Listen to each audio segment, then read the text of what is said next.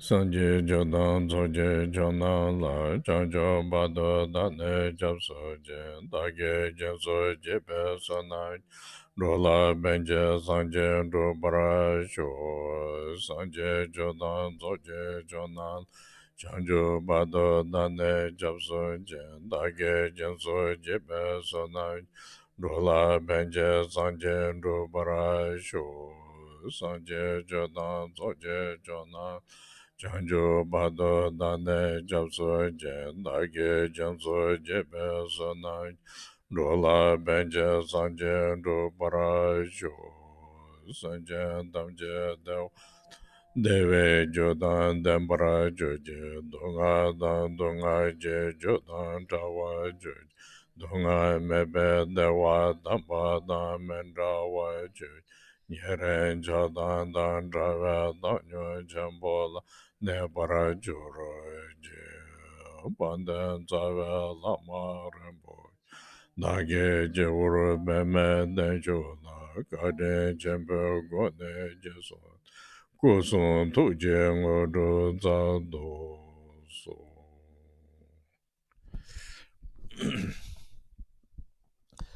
So this morning, first we try to finish the questions.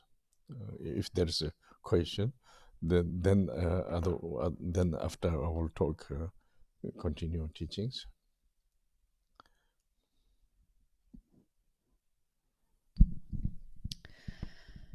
Les parties ajoutées de la pratique, comme la prière à 7 branches, ou la prière à la lignée, la prière pour les 6 mondes, la prière à Guru Rinpoche, les prières de longue vie et la dédicace, n'ont pas été étudiées précisément, me semble-t-il, durant le cursus. Serait-il possible de nous expliquer quelles sont les visualisations qui doivent être effectuées sur ces différentes phases et où l'orientation que l'on doit donner à notre esprit? So there are a few parts in the Chenrezig practice that are not explained in the Kakab Dorje commentary, like the prayer to the lineage, seven branch prayer, prayer to the 6 realms, prayer to Guru Rinpoche, and then there are the long life prayers and the dedication. And this has not been studied precisely during the curriculum. So is it possible to explain what are the visualization which should be done on this during these different phases, or which orientation the mind should take? And the lineage prayer is because Kajab Doji is time of Kajab Doji, he choose this subject and give teaching, Then some lamas, they put extra, little bit like additional put inside. So it's not Kajab Doji time, We are following the stick with the text, what come up Kajab Doji say. But that's what we do since 20 years. No, I'm just listener. Doing this, But we are trying to not, like what I'm trying to do before is not edit my own ideas, my own visions, just following exactly the Karmapa says, That's also, there is some argument of the explanation, but I try to stick with what the Karmapa is saying, we do this first one.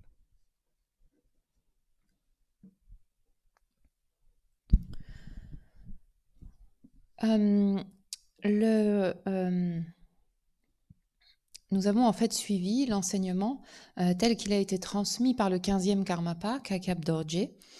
Et en fait, ensuite, ça c'est ce que lui-même a expliqué, a fait.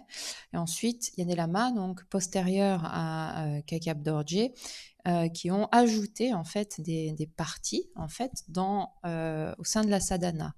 Donc, pour moi, l'idée principale était de rester, de ne pas ajouter ma propre idée des choses, de ne pas ajouter ma vision, ma façon d'envisager les choses, mais de suivre ce que le Karmapa avait fait et de rester vraiment sur exactement ce que le Karmapa Kakab Dorje avait proposé. So now there is a prayer for the 6 realms, So this is when Kalu Rinpoche first started in like a practice here in settled in Europe. He put this because of the Actually, visualization is a Om Mani Padme Hum. We talk about the Om Mani Padme Hum. So there is a 6 rounds. You said you put this, but you didn't finish your sentence. You put this. Kalu Rinpoche put this Yes. in order to understand a little bit more better meaning of the Om Mani Padme Hum. Where they're connected.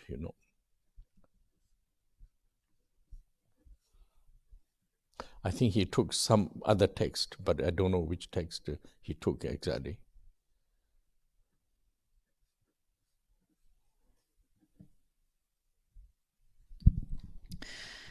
La prière aussi monde ou aussi destinée est un ajout en fait de Kalu Rinpoche lorsqu'il a établi les pratiques ici en Occident, quand le Dharma est arrivé en Europe. Et donc il a pris cette partie d'un autre texte, je ne sais pas exactement de quel texte, mais il l'a ajouté ici afin en fait de nous permettre de bien comprendre le sens en fait de chaque syllabe du mantra Om Mani Padme Hum, qui est chacune en fait reliée à un type d'existence ou une destinée. Et donc c'est ce qui favorise lorsque l'on va pratiquer d'avoir un lien plus proche avec le sens. And then, if you want to go detail, the 6 realms explain in Tapu Tajin, all the 6 realms conditions. So it's quite vast. Because from there, then you can think. Otherwise, you cannot think so much. You can think like cats and mouse and like a few people, but you cannot think. So if you and try to research with the Tapu Tajin, they explain very clearly, and which course also go to the 6th realm. So this is also very useful because when we talk about the Om Mani Padme Hum, then there is a link there.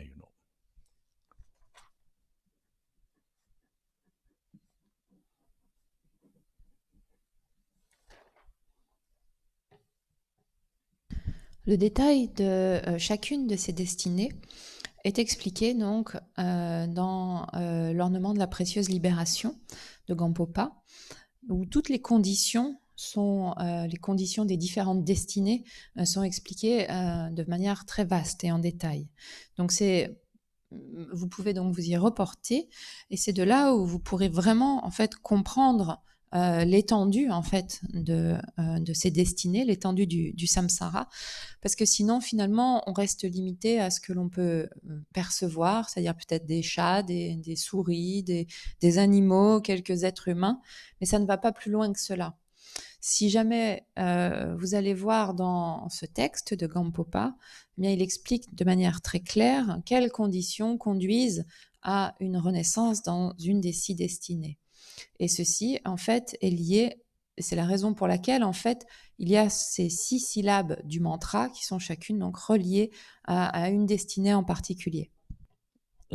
Like there is a letter Om, then it's also the beneficial of the link with the pride, due to the pride, like a similarity cause can be like connected with the God realms.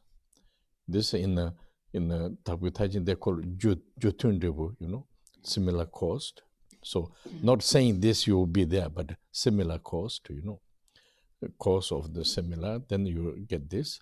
So we have to know, purify by the Om and the cause of the rebirth in God realm, and due to my pride, like we have to think this way. I think this we a little bit explained before, but due to the prayer, then Om Mani Padme Hum, like this. The link with the 6 realms, purified by my own link with the disturbed emotions, Nyomumba.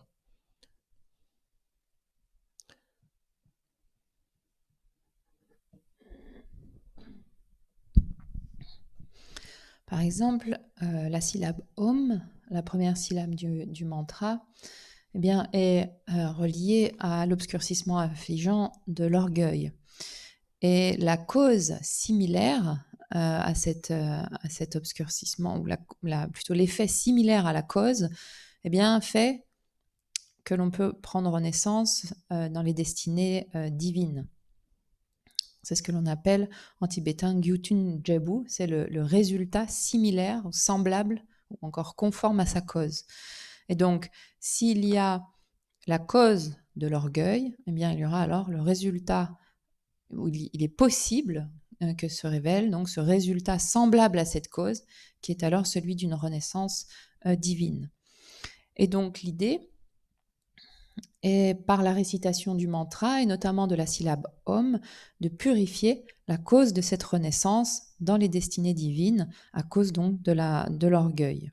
Donc ceci, nous l'avons d'ailleurs déjà expliqué dans le cadre du commentaire de Kakab Dorje, où chaque syllabe était détaillée. En fait, ici, c'est la même chose. Il s'agit simplement d'une prière qui nous remémore, qui nous rappelle cela, qui nous rappelle les six destinées et à quoi elles sont liées, ou qu'est-ce qui est la cause de ce type de renaissance, ce qui nous permet en fait, donc, et ceci étant lié avec nos propres obscurcissements affligeants, précis, ce qui nous permet, par la récitation du mantra, de purifier cela.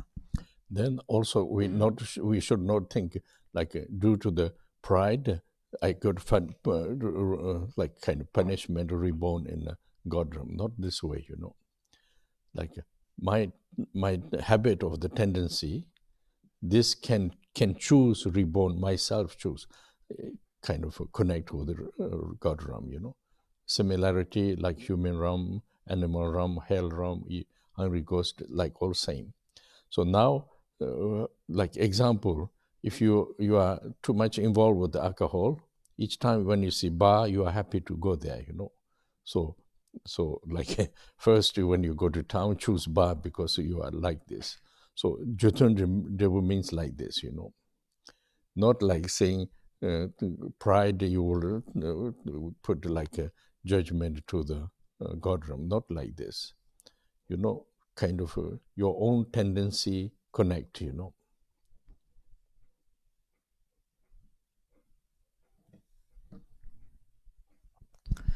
De nouveau, il ne s'agit pas de penser qu'à cause de l'orgueil, nous allons être punis et de ce fait prendre une renaissance dans une destinée divine. Ce n'est pas comme ça que ça fonctionne, c'est simplement du fait de l'empreinte que laisse cette tendance, ou de l'empreinte que laisse cette cause, par exemple de l'orgueil. Et bien sur cette base-là, c'est ce qui va nous amener à choisir, conformément à cette empreinte, conformément à cette habitude, une renaissance plus particulière qu'une autre. Et donc ici, en l'occurrence, une renaissance dans une destinée divine. Mais c'est la même chose en fait pour toutes les destinées. C'est-à-dire qu'en fonction de l'empreinte qui va être là, bien c'est ce qui va nous amener à choisir en quelque sorte, plus particulièrement, peut-être une renaissance humaine, une renaissance chez les prétas, chez les animaux ou dans les enfers, etc. Un peu, le choix se fait. Ce choix est un peu le même que si quelqu'un a un penchant pour l'alcool, et lorsqu'il se rend dans une ville, et dès qu'il va voir un bar, eh bien, il va naturellement, son choix va porter ses pas vers ce bar-là, du fait de cette tendance, du fait de ce penchant qui est là. Donc ici, c'est comme ça que fonctionne, c'est ce que signifient ces fruits que l'on appelle semblables ou conformes plutôt à la cause. Et il ne s'agit pas de l'envisager comme un jugement qui serait rendu si l'on a un certain orgueil, eh bien alors qu'un jugement nous envoie renaître dans les destinées divines. Il s'agit simplement de la façon dont les empreintes ou les tendances ou encore les habitudes qui sont en nous viennent naturellement nous relier à une destinée. So that's the sixth RAM, prayer for the sixth RAM, you know, because we do Om Mani Padme Hum, but at the same time, there's a very short, the mind focus very quick. So therefore, I think explain a little bit more six Rams. We have time to think, time to make wishes. So I think that's where they put, in the text. Donc c'est ce qui concernait la prière donc aux six destinées. Lorsque l'on récite la pratique, en fait, le déroulé de la pratique va assez rapidement. Donc l'esprit n'a pas forcément le temps de bien se focaliser, alors que là, eh bien justement, avec cette prière, avec à chaque fois la répétition du mantra, Om Mani Padme Hum, à la fin de chaque destinée, eh bien ça nous donne le temps en fait de vraiment y réfléchir. Cela nous offre l'opportunité aussi de faire des souhaits pour pour tous les êtres de chacune de ces destinées. Donc c'est la raison pour laquelle Kalu Rinpoche a ajouté cette partie. And also similar, the lineage prayer also. Lineage prayer is mainly the Chakchen and the Churu, both lamas are there. So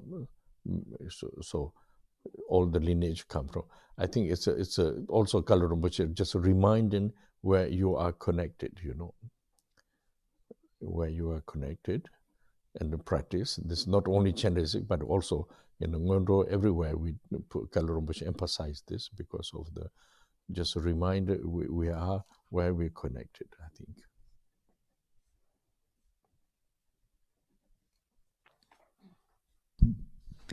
Il y a également donc une prière à la lignée. Il s'agit de façon générale en fait de la lignée du Mahamudra et de la lignée des 6 yogas systématisés. Des 6 yogas systématisés. Donc Kalu Rinpoche a également introduit cette prière à la lignée comme un rappel pour que nous nous souvenions en fait de nos sources, que nous nous souvenions en fait d'où nous sommes, à quoi nous sommes liés en fait, d'où est-ce que nous sommes connectés, d'où vient notre pratique.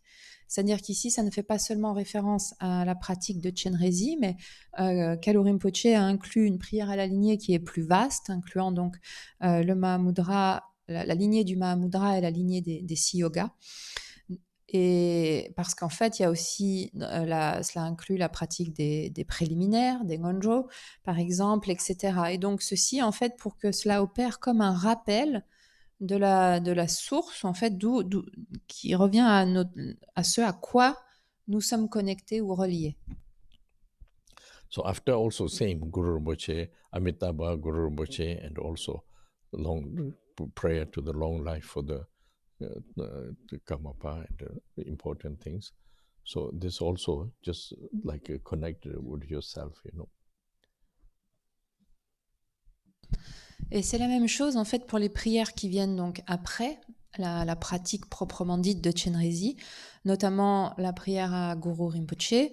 Il y a eu aussi l'ajout avec cette très courte pratique d'Amitabha et suivent ensuite les pratiques de longue vie pour le Karmapa, pour les lamas importants. Et ceci, en fait, la fonction est la même, c'est de créer un lien, en fait, de se relier, de se connecter. While link, because if you are a little bit feeling connected, then also support of the blessing, receive from them. So that's the reason I think mainly just in order to have more support of the, from the important beings,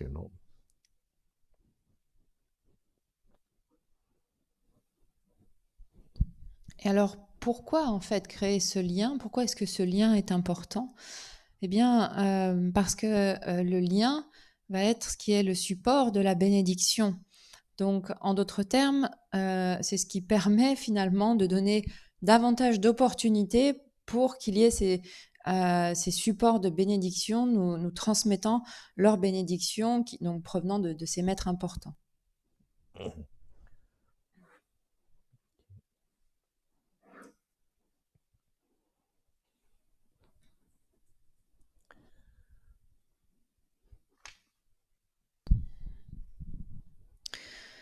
Je n'ai pas accès à l'aspect vacuité. Ce mot me connecte spontanément à une idée de néant et je ne sais pas comment faire pour approcher cette expérience. I don't have any access to emptiness and just this word connects me spontaneously to the idea of nothingness, of a vacuum, nothingness. And I don't know actually how to approach this experience of emptiness. I think first don't try to approach emptiness. I think this will not so good, you know. But you have to little bit listen the teachings. You know, there is a Nyingbo Tenpa, Namshi Shijepa. They have this explanation. Is meaning of the express of the emptiness. This you have to understanding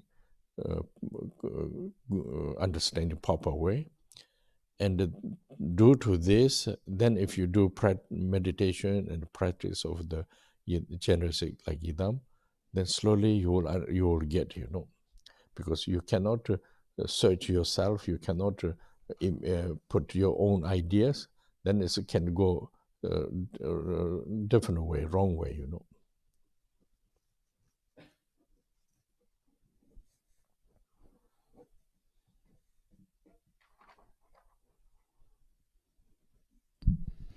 Je pense qu'il ne faut pas essayer d'approcher la vacuité parce que ça ne va pas résulter en quelque chose de très bon.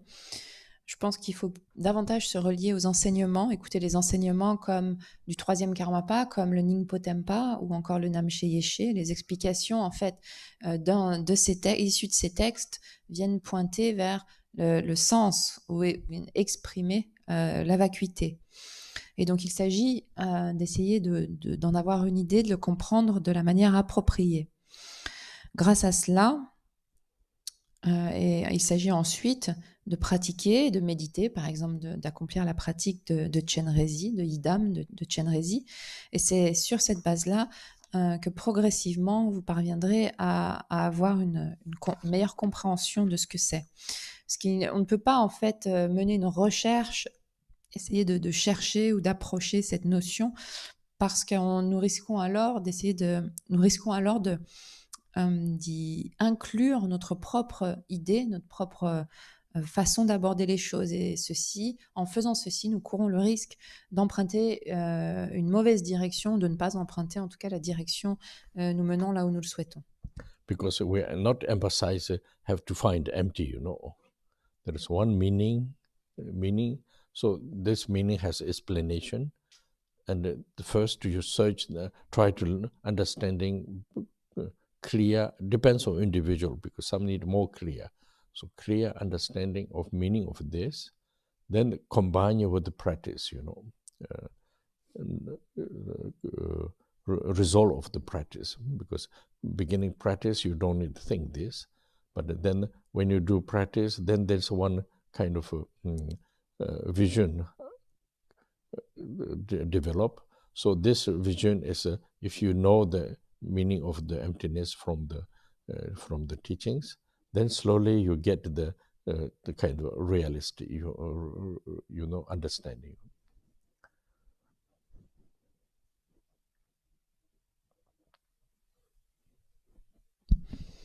Il ne s'agit pas d'envisager la vacuité comme étant quelque chose qu'il nous faut trouver.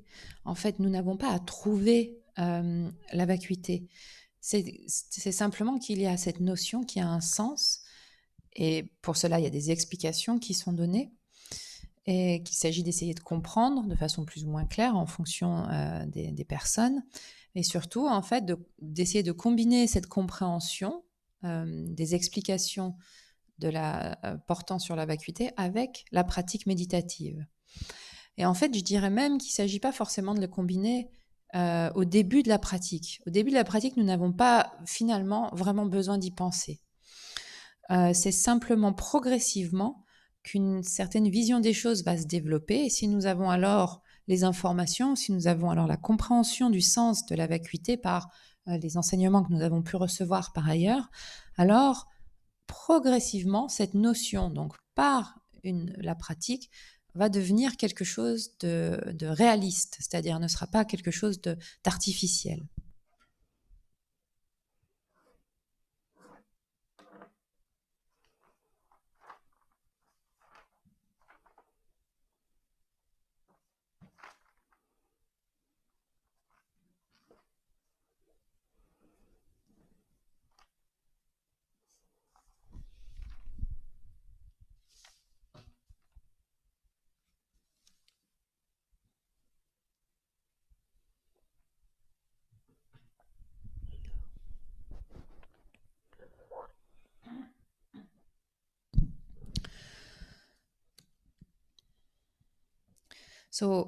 Lorsque je prends un temps pour une méditation sur le calme mental, ayant réuni les conditions matérielles au niveau du lieu, du temps, les plus favorables possibles, j'essaye de mettre en œuvre les consignes pour cultiver un état d'esprit relativement apaisé, attentif et clair.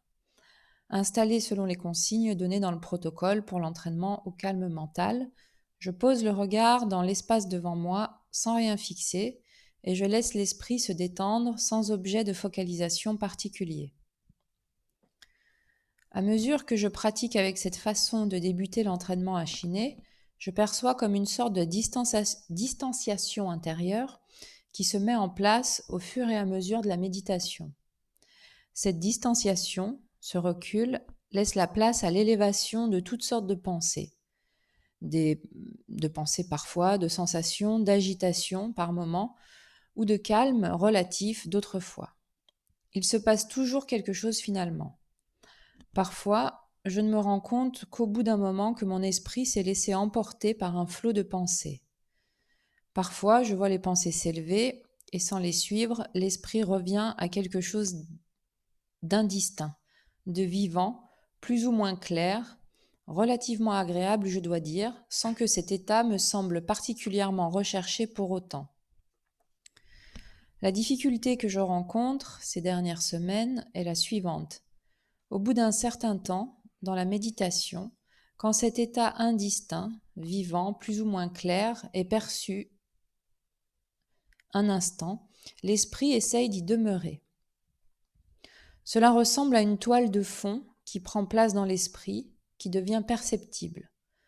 La perception semble se prolonger à certains moments. Mais certainement, ça me semble assez court et délicat d'y demeurer pleinement, et pour un long moment. Et l'instant d'après, une pensée a surgi et l'esprit quitte cette perception pour se fixer sur la pensée. Parfois, ce mouvement n'est pas reconnu.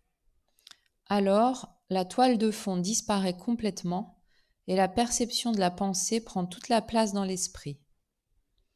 Parfois, ce mouvement est reconnu et l'esprit ne laisse pas la pensée faire disparaître complètement la toile de fond. J'ai l'impression que les deux cohabitent quelques instants, puis la pensée disparaît. Avant que d'autres ne réapparaissent, cela sans cesse. Aussi, je me demande dans quelle mesure puis-je m'appuyer sur cette espèce de chose qui se manifeste et que j'ai tendance à nommer espace intérieur et qui est le lieu de manifestation que je ne suis pas en mesure de reconnaître pour ce qu'elles sont, ni de décrire clairement finalement. Puis-je m'appuyer sur cet espace intérieur qui me semble parfois assez indéterminé, mais à partir duquel je suis parfois en capacité de me sentir à distance, comme dans un poste d'observation. Des choses finalement assez grossières qui s'élèvent par ailleurs, émotions, sensations, pensées.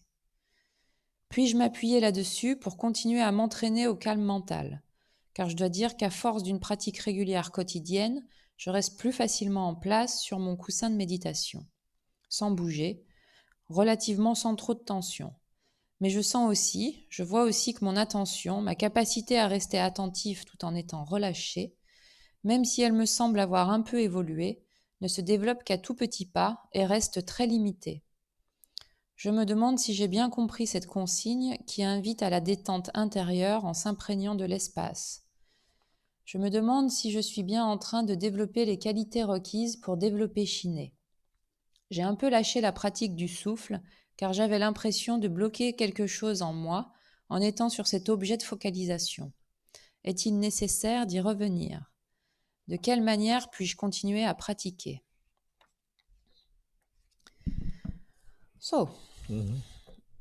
When I take the time to meditate on Shine, I gather all the material conditions, meaning the time, the place, that is the best possible way. I try to follow the instruction to cultivate a state of mind that is quite calm, quite aware and clear. So I just follow the protocol for the training of Shine, and I look in the distance, in the space in front of me without fixating anything. and I just let the mind, relax without any object upon which to focus in particular. The more I practice, so when I start the practice of Shine in this way, I can perceive some kind of inner, it's like if I'm going backwards innerly in the mind. And this happens, the more the meditation goes, the more I have the feeling, that it's like I'm going backwards. And this makes some kind of distance. And this, of course, then I can see that there is all kinds of thoughts arising, sometimes sensation, agitation, and sometimes it can also be like quiet. So there is always something that is happening in the end. Sometime I don't really, I'm not really aware when my mind is carried away by the train of thoughts. Sometimes I can see the thoughts arising without following them. And then the mind comes back to something that is not really clear, but something that is kind of alive in a way, and which is quite pleasant, I have to say. But I don't think that I'm looking for this state in particular. So the difficulty that I see, that I have the past few weeks is the following. After a while in the meditation, when this like kind of blur state, which is still some kind of alive, more or less clear, is perceived, then the mind tries to stay in this state. And this looks like something in the background, like a backdrop or something like that takes place in the mind and that I could almost perceive. It's like if I perceive something that is a little bit more in the back of the mind. And this perception seems to continue for a while, but it seems to me that it's quite short, and it's quite difficult actually to fully dwell in this thing for a long moment. And then the instant afterwards, then there is a thought that comes to the mind, and then the mind gets out of this perception to focus on the thought. Sometimes this movement is not recognized, so the backdrop disappeared completely, and then there is the perception of the thought take all the space in the mind. So sometimes this movement is recognized, and the mind doesn't let the thought, how to say,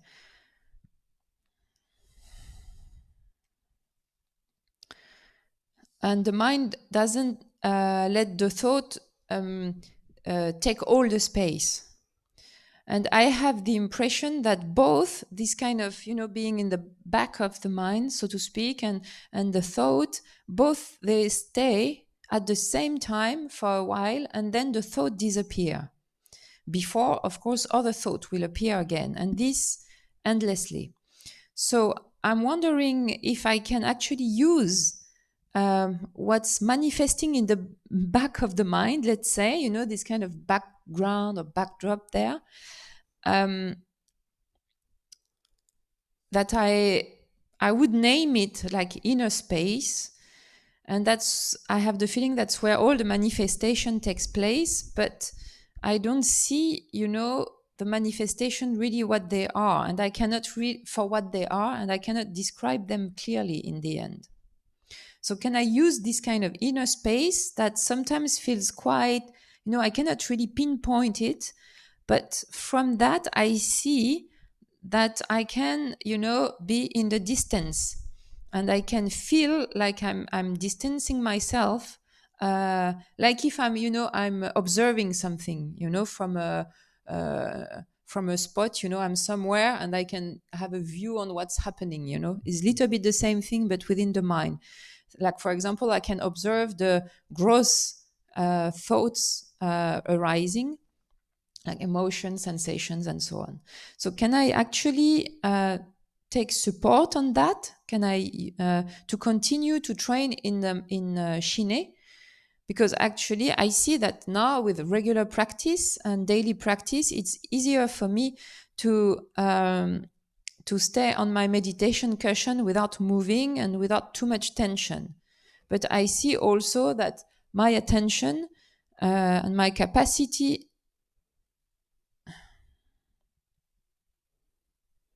I can see that my attention and the capacity to stay focused without being too tensed, even if it progressed, is still actually progressing very, very slowly. And it's still very limited. So I'm wondering if I understood this instruction that one should get this inner kind of relaxed state by using the space, you know. So I'm wondering if I'm really training to develop the required quality to develop Shine. Because I let go a little bit of the practice of Shine on the breathing because I had the impression that it was blocking something in me, being too focused, and then it creates some kind of blockage. So do you think it's good to come back to that? And how can I continue to practice? Generally, it's all the what you talk about is a kind of meditation. Then mind is focusing, all the perceiving thoughts rise. Quite normal, I think. It's kind of this kind of things are happening. If your mind is a little bit more relaxed, then more things are, because never stop. It comes more. So this is quite normal. But what you question mainly, what you're saying is you can research the like a kind of background of the quality of the how you say meditation perceptions. This I don't get exactly meaning, but you try and see what happened next time. Can tell me, No.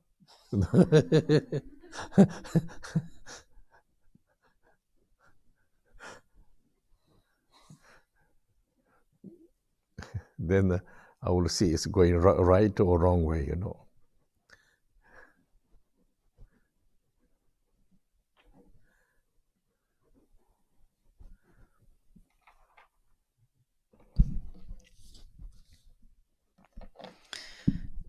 De manière générale, dans tous les échanges à propos de la méditation, c'est toujours la même chose. L'esprit se concentre sur un point et il y a forcément, en se concentrant ou en se focalisant, tout un tas de pensées qui s'élèvent. C'est quelque chose d'assez normal, et avec un esprit un peu plus détendu, eh bien simplement, nous percevons davantage ce mouvement des pensées qui, en fait, ne s'arrête jamais. Ceci est tout à fait normal. Maintenant, ce que vous décrivez, je ne suis pas sûre d'avoir vraiment compris tout ce que vous avez dit, mais ce que vous décrivez comme étant comme une forme de qualité, un peu en arrière-plan, qui vous permet ou une qualité de perception qui est plus en arrière-plan, bien, je vous propose de juste simplement de continuer de méditer simplement et de me dire la prochaine fois de façon concise ce que vous aurez constaté. Et du coup, je pourrais alors, vous dire si cela va dans la bonne direction, cela emprunte la bonne direction ou pas. Okay. So actually, now this time all the questions we can get a little bit more clarified. So there's the many questions I can see due to the practice, what you get the experience, and then it's quite good this few days. All the questions to come together is improve. I can discover improvement of your practice, and also other people who are listening, I think it's also useful. Maybe you have also similarity and can make clarified. So now this have to just go on, continue. When you say very good, don't ignore, because also can be also can rise the obstacles. So you have to go very carefully, very kind of continue practice, and then you have to go with this way, you know.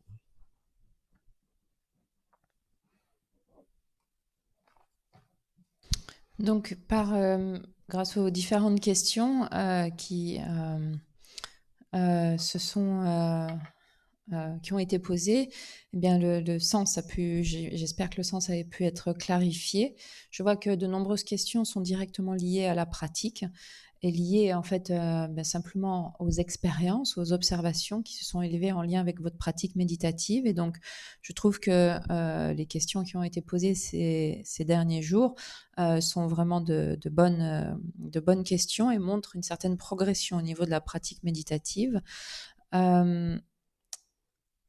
Donc, nous pouvons, il s'agit en fait, donc tout le monde a pu profiter de ces questions et il est possible en fait de pouvoir, sur cette base-là, de continuer à essayer de clarifier ce qui s'élève dans votre pratique. Et donc, je vous demande de continuer à pratiquer. Et ce n'est pas parce que je dis qu'il y a une forme de progression qu'il faut s'arrêter là et penser que nous sommes arrivés, mais simplement, en fait, juste de continuer la pratique de manière simple. Parce que sinon, si à nouveau on vient se créer un blocage, eh bien c'est là où à nouveau d'autres obstacles peuvent survenir et interrompre cette progression. Donc il s'agit de poursuivre de manière attentive notre pratique méditative dans cette direction. So now you have all the instructions, generative practice, mainly instructions. So each time when you practice, always don't forget the explanations. You know, you do practice, same time just try to refer with all these instructions, then continue. Then if there is something specific questions or specific impression comes, this we can talk about the next time. And otherwise this kind of practice have to go very regularly. You try to do much as possible according with your time, then regularly, because it's a kind of we call it's the idea of the Tibetan terminology we call drup, means like a practice, means like kind of doing this, and then the result is always, I say, kind of accomplishment. So until this you have to go kind of continue, you know.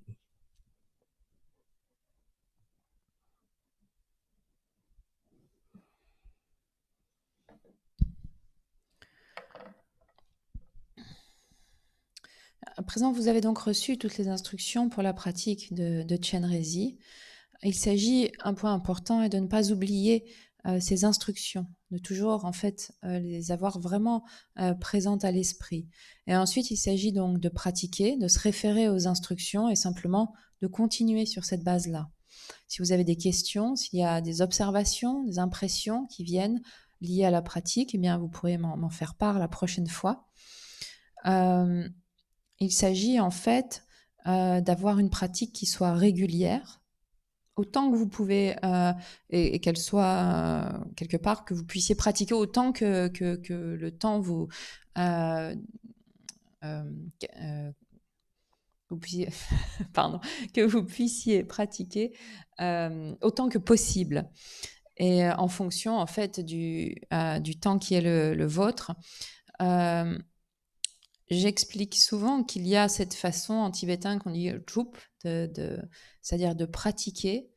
Et en pratiquant, eh bien, nous arrivons alors, la pratique peut porter ses pleines conséquences, ou en d'autres termes, son résultat, son plein accomplissement, ou son actualisation. Mais tant que l'actualisation n'est pas là, il faut simplement continuer de pratiquer. So when you look the teachings, again, you have to see again, because each time when you go and link with the practice, try to study teachings together.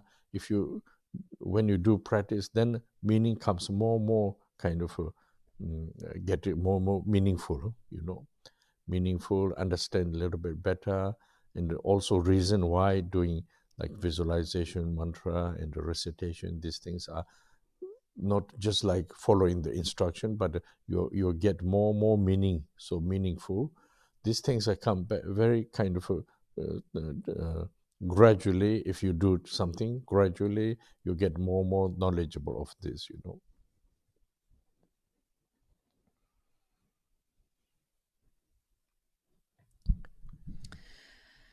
Il s'agit donc d'étudier les enseignements encore et encore, de les relier à la pratique, et puis donc de cette combinaison de l'étude des enseignements et de la pratique, et bien alors le sens se fera plus clair à votre esprit, il y aura une meilleure compréhension et quelque chose de plus utile pour apprendre place. Vous comprendrez alors les raisons des visualisations, des récitations de mantras, etc. Et vous pourrez donc facilement suivre les instructions. Et c'est ainsi que progressivement, vous acquérerez davantage de connaissances. So I think more or less that's this time we finish here for the session, because we don't need to go more talk, because you have already a lot of teachings, and because need to, important is a exchange, and also somebody listen with the exchange questions, and then improvement and answers. These things are very important, so we have to go continue this, you know.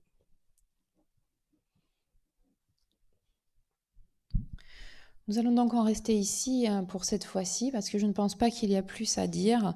Vous avez déjà reçu les instructions, et donc l'important est plutôt, se trouve plutôt dans l'échange des questions et dans le fait de progresser en lien avec la pratique. Et donc, il s'agit simplement de continuer à pratiquer. Okay. Sunam deye damje zeba nye done nye be dana bangje ne jega na je bat druba ye sebe tsote do wara sho jamba bawe jedara jamba da kundo zambo deya deje de da gunje jeso dalo je gyawan de da dam rabdo ngo sanje kuzo nye be chen la da junye men Dembe chen la da gendu me jen dembe chen la jeda ngwa ma la do para sho